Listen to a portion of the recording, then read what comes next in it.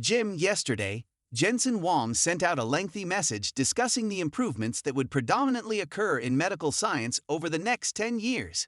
He said that this is something that you should not miss. We're only getting started, but these are my finest hours right now.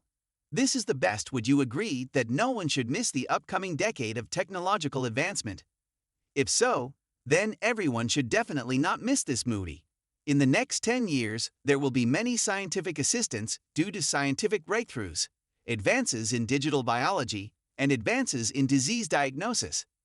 Jim, what do you think? This is obviously just Jensen's plan old data center where all of his stuff is located. But what he's talking about is that, instead of taking a decade or more to sort through the disparate collection of records to find common genes that cause cancer, it can now be done in 3 or 4 days. This is the accelerated computing side, not just the generative AI side, and it's very exciting. When Jensen enters the room, you have to realize that while you may believe artificial intelligence to be a bubble, this man is from a different planet entirely. He basically tells you that while humans may not be able to accomplish tasks, machines can, and he obviously feels that David is run by good people. I know this because I can't help but think of that post-apocalyptic movie that will be produced at some point in the future in which they play that simple clip, and then the next thing is that the robots round up and kill everyone. Well, I can't help I don't know I just your opinion, not many people discuss it. David, though, may be right in thinking that they should. After all, he's always saying, I know it always comes down to we're going to be doing everything to make us live longer. But we don't seem to be talking about the other side. Do you know who really believes that there isn't a significant risk that Matthew MCC shares? He would tell you that Matthew MCC, who works closely with Mark, may find you or even that you're hallucinating.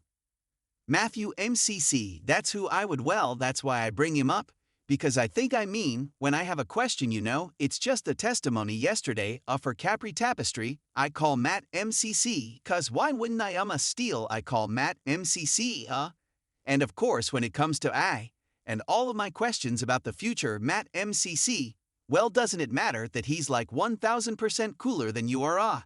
I don't know if it does, but I would agree with the other basic premise. Yes, I don't want to be fatuous, Carl. The reason why I bring him up is that Matthew MCC is probably one of the closest, if maybe the closest advisor, to Mark about how to tell the story.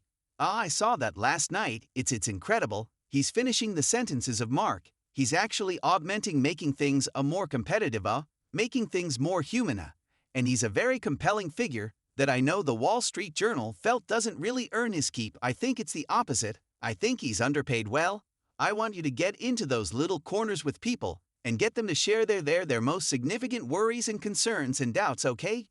Jim, that's what I want. I want to stop hearing about all the amazing progress being made in the field of coding disease, which will undoubtedly be fantastic, but I also want to know about the other side of this. Alright, so here's the other side. Techies constantly talking about what might happen in the healthcare industry, but they're not taking any action because they believe it's the best use for the upcoming years. I have Lisa Su on tonight.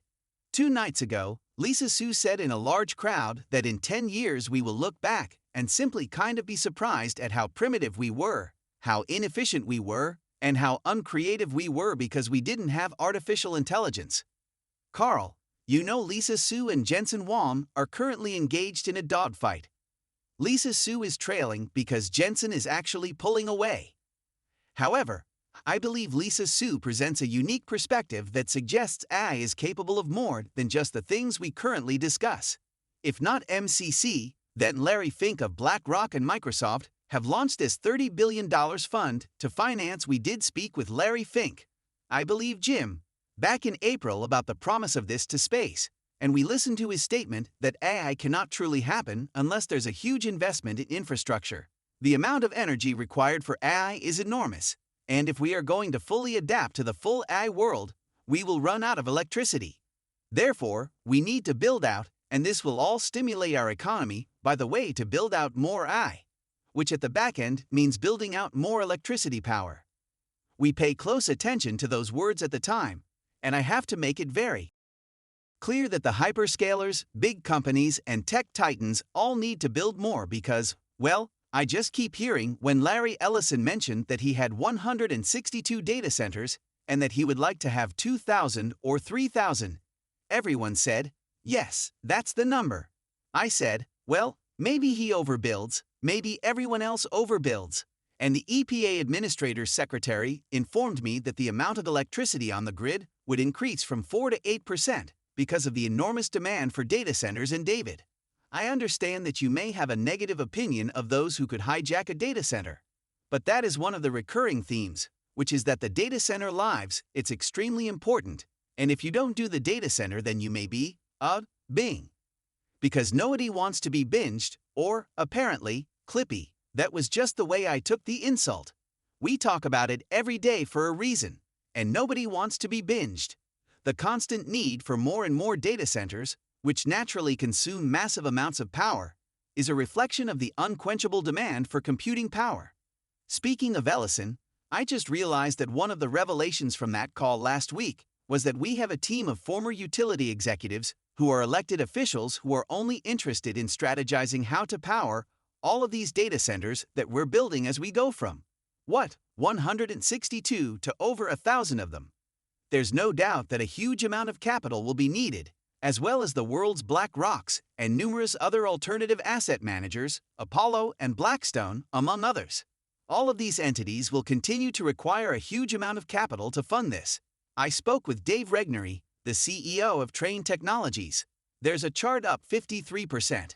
One of his main goals is to make these facilities cool without producing a lot of greenhouse gases, and when I look at the chart, I think, you can't stop that train, it's just incredible. It's deeply ingrained in AI, trading at 35 times earnings and reaching an all-time high almost daily for days and days and days, as far as you can tell. That's the data center chart. More important, that's the CH of data centers. Well, whatever the tax rates are, we support it. It's as simple as that. I think this company was built in America. It benefited from all of the infrastructure and the support and the amazing intellectual capital that's in this country. And so to the extent that we can pay back through taxes, where Dell like to do it, absolutely. So no endorsements at this time. We're focused on building our company, building our technology, and supporting whatever administration is here. Absolutely anything you can tell us about what's next for Nvidia. Well, where we're in the process of going into our starting the production of our new generation called Blackwell. Every single generation, we try to increase the performance tremendously.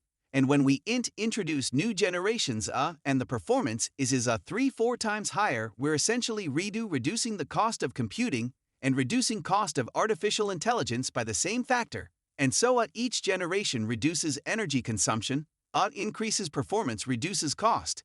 And so we're in a hurry to get to Blackwell. We're full volume production at Blackwell, and every company in the world is chomping at the bit for us to ship it to.